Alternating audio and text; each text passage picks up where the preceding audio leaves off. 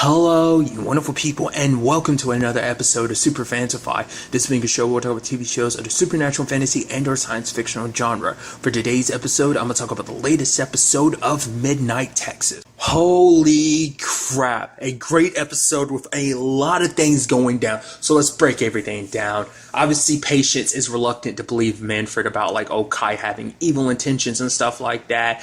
They're making out. Lo and behold, who steps in? Creek. I kind of already knew that was going to happen just because I got a glimpse of it last week, which I wish I didn't. But man, I was like, whoa, very interesting compromising position to find themselves in. And then it turns out Creek came back because she got a desperate message from Manfred, but it was kind of like, wait, he didn't send that. And it's so interesting. It turns out that thing of the fact of the matter is you moved on so quickly. I had to get away from, Midnight because you being in that position that you were in, possessed like that. It just made me think about my, serial killer brother. But at the same time, it's like you only became like that because you're trying to protect Midnight, which she understands. But just Midnight just caused a lot of problems for her essentially. And so it's that complicated situation of well, you left, and yeah.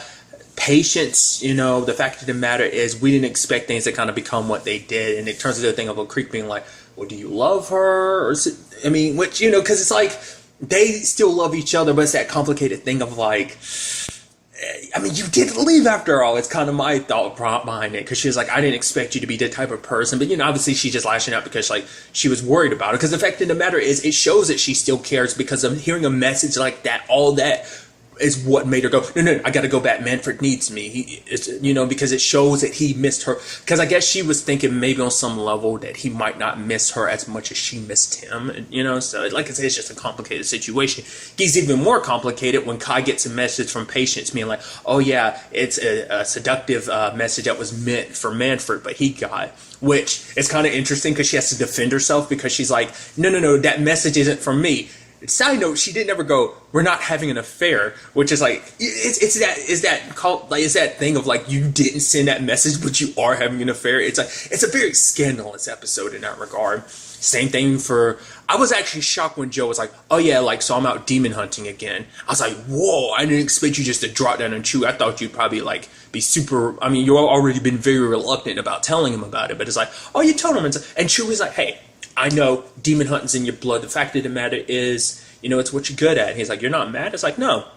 He's like, maybe in the past I would have been, but we've grown together, so And I was like, oh. He's like, I can't believe you were too worried about telling me. And it's like, you're not going to tell him about the other bit? And it's like, nope, the whole Walker situation he didn't. Which apparently he never told Walker about Chewie being a demon. I guess he just assumed that Chewie, Joe's husband was an angel too, because I was wondering about that too, because I brought it up earlier. I couldn't remember if Chewie and Joe were married. Turns out they are. Okay, because I kept going his significant other, husband, boyfriend, because I didn't remember what their status was. But hey, there you go. Nevertheless, and because it turns out Walker has his reason for hating demons as much as he does, and that's because a demon massacred his mom. Maybe that was just kind of all it took. It's kind of enough motivation to kind of put anyone on that path. Then Joe and Walker have this torn affair. Walker had gotten a text, and it's just dude, what's going on here? And then it turns out, oh wait, this is all part of some trickster god, which is yes. Apparently this dude's a bit of a sadist too. It's just because for him it's I lay out the breadcrumbs. I kind of create the situations by leading, crossing paths with everything, making everything cross. And he knows all people's secrets. He even has an autobiography, Secrets That Ruin Lives or something like that. He literally pulled that up. I was like, shut up. That's kind of very interesting. Because it's always happening while it's oh, Kai's got his secrets. He's not telling anyone about the monster energy he has stored away. I thought, because he was drawn by the energy, Basil was, everyone's secrets. I thought he was drawn by the monster energy. Because at first, because we know Midnight in season 1 was the, drawing in all supernatural creatures. It was pulling them in because of the whole veil between both worlds. But I guess it's the monster energy, it wouldn't really interest, because he's actually considered a demigod, but it wouldn't really interest them, I guess, all that monster energy, but still, that was kind of interesting. And I've kind of felt like something was suspicious about that pizza guy, because it's like, oh, she, like, because Olivia got the phone while she was talking to his mom, and I was like, oh, that's pretty cool of her. But then, like, the moment she is you trying to use it again, it doesn't work. It's like, yeah. And just the fact is that it just, oh, I just happened to hurt myself on my bike and stuff. It's like, yeah, you were suspicious from the start. I figured he was the one kind of behind everything. I didn't see the whole trickster god situation coming up, so that was pretty interesting. I wonder, was that legit? Or to be fair, he messes with voices, so he probably just used some random lady's voice, or maybe it was a message he had set up ahead of time. I mean, he has the powers of a god, so I'm sure he was able to kind of do whatever he wanted to.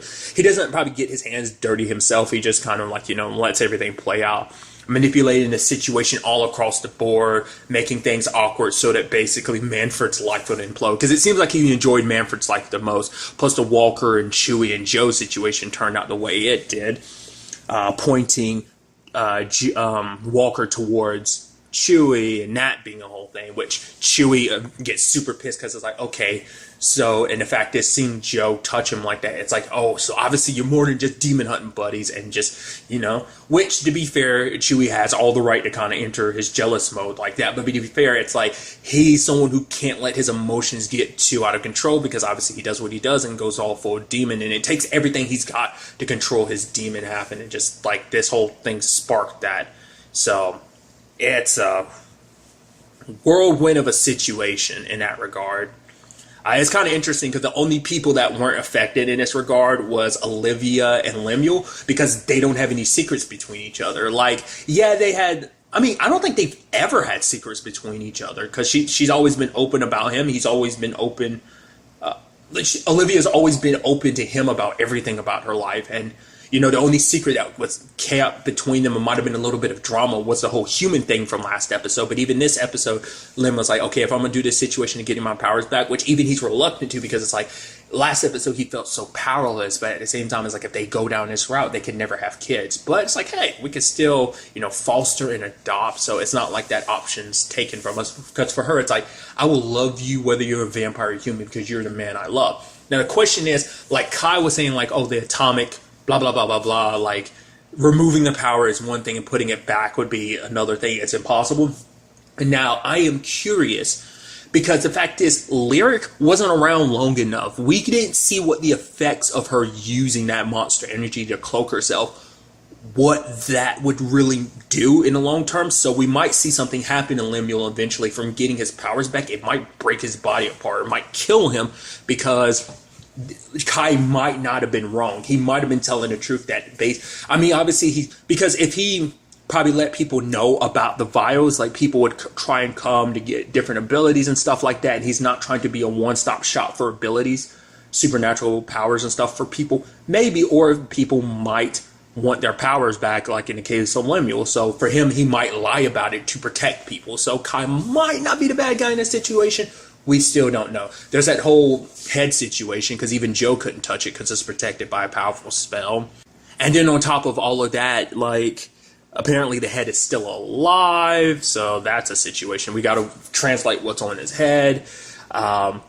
Walker made that agreement with Lemuel, like, okay, we'll leave it to Joe to handle Chewie. I don't think so, because for him it's like, it doesn't matter what the situation is, because for him it's like, you're not one of, you've fallen so far from God. No wonder you're fallen, having, like, laying with a demon, just because of his personal situation with a demon. Which I think you should count the fact is that Joe has killed so many demons, yet he fell in love with Chewie. I think that speaks volumes about who Chewie is as a person. So, demon, whatever the case may be. Well, to be fair, that's also another thing too. He's not full demon. Let's not forget, he's half. So it's not like that's why he's able. That's also another reason why he's different too, So, but I doubt Walker's just going to let that go, even though he made that promise. But now it's going to be interesting too, because Walker's kind of out there as Joe's secret to a certain extent.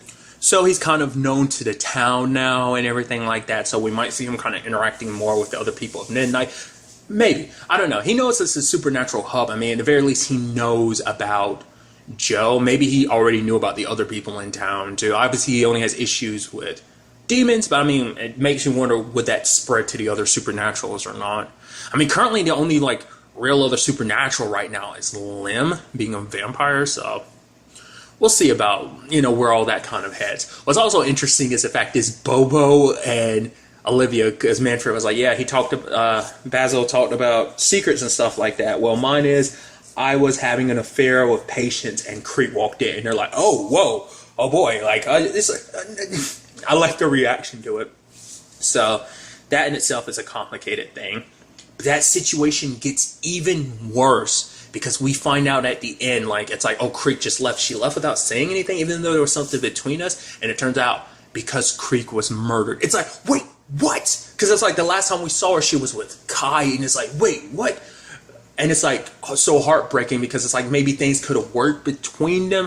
Because I was wondering about that because I was under the impression like the actress who's playing Creek, I felt like she wasn't going to come back this season. So her popping up was like, oh, so she's just going to leave, I guess. And it's understandable. Just like, but it's like, really just leave without saying anything? She was kind of excited to see everyone again too. So it's just kind of interesting.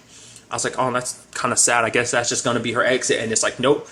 She's a ghost. And then like when she tried to speak her truth, it looked like she burned up. I don't know whether that's supposed to represent the fact that her soul was burned up, or because it didn't look like she was moving on necessarily, because I don't know, that might have been a part of like a spell or something to make it so that she isn't able to speak. Because what happened with Lyric was able to speak to Manfred about what happened to her. Now this all kind of points to Kai being the killer. It's Patience. It has to be Patience because of multiple things. The way she talked about Manfred, because like Creek was like, I love him. I don't want him being messed with. And she's like, oh, he's kind of become my favorite thing. Almost like he's a plaything. It's not like he's really like, I don't know. It seems like it's more of a manipulation thing, like in the sense of she enjoys playing with him. It's like he's kind of my little toy in a situation. And then Patience was like, wait, so you two are thinking about, like, she didn't get to finish her thought, but it was almost like, oh, you two are trying to get back together. And I'm like, huh. Because that's the thing, like, why would Kai necessarily need to kill Creek? She walked into his office and everything like that, but still. And who was off by their lonesome was Patience at the time. It's like, she must have killed Creek.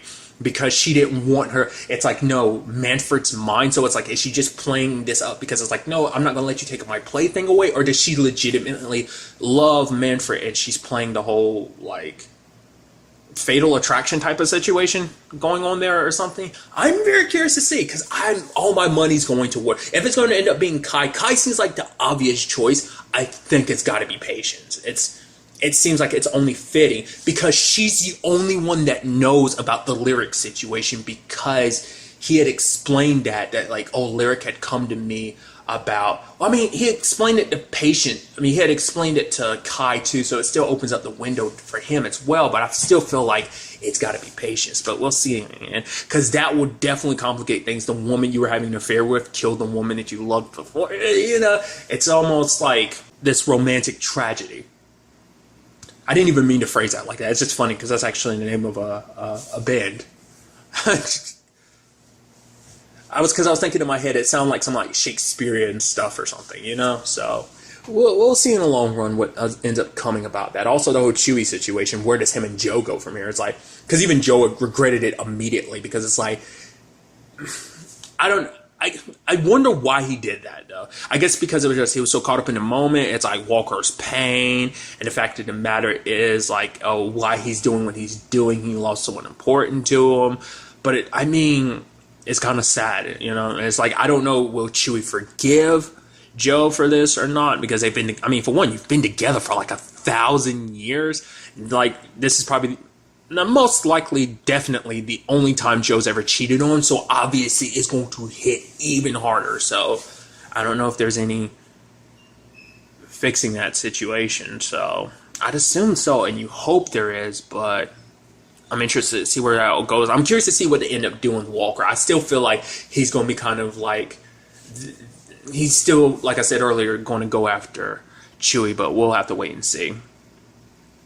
But also, like, what that whole head situation is all about, like, does Kai have plans to, like, do something with all that monster energy or not? It seems like Kai might have his own plots, but I still feel like so does Patience. But we'll see in the long run what ends up happening. And let's not forget about the whole Fiji situation this episode. The moment she cut that out of her and that blue butterfly flew away, I was like, that was her burning away the little bit of light. Well, not the little bit of light, because Fiji is a very, kind person. So all the light that was in her burned away. And you could definitely tell immediately she wasn't the same person anymore because, Fiji's kind of a bashful person, kind of being very, upfront about that whole, her and Bobo doing their thing, to see the curses. That's not Fiji. Plus, the fact of the matter is, she was like, oh, I'm so in my condition. You go ahead and check and see if everyone else is okay. And it's just kind of and Bobo was like, I love you. And she's like, I know. It's like, yep, number 2. And then number 3, and even Basil was like, oh yeah, I know you're not going to tell anyone anything because an hour ago you stopped giving a damn about anyone in this town. And then there's the whole situation of, her burning Bobo simply because he spilled her drink. So it's like, yeah, essentially this dark side situation she's going through is full on, because I guess Fiji figured she would still be herself when it was all said and done, but it's just a sad, messed up situation just because, she chose this dark side for love, and it just seems like it might undo everything. She has that whole thing at the end where she's obviously lying about, which I didn't mean to, I'm just trying to get used to the powers and everything, and it's like, no. Once again, kind of using the term plaything, I'm assuming that's what Bobo is for her. It's like, no, I care about you, I like you, but it's like, I don't really care about you the same way I did before, but it's like, having you around is nice. You could be useful in the future, so it's more like, I could use you in the future. It's what that ultimately comes down to. Maybe there's an even bigger ulterior motive for keeping Bobo around. It makes you wonder at this point, is there any way to ever get Fiji back to the way that she was before? I mean, I guess this whole situation of kind of giving yourself over to your ancestor, essentially, the whole Ovilus situation, it's like, is that really any different from the whole Kokonar situation? I mean, when you think about it in retrospect, I mean, I guess it's different, but at the same time, it's like, giving yourself over to anyone in that regard will always eat away a piece of who you are and who you were. So, I don't know. I'm very interested to see the path that Fiji goes down, because they won't be able to rely on her like they were able to before, unless it's in her own personal interest. I doubt we'll see any of that. So, well, we'll have to wait and see in that regard. I'm very excited to see what the next episode has in store for us. But really, that's all I want to talk about in this episode. Until the next time we meet, be happy, be safe, live life to the fullest, and enjoy it. Good day and good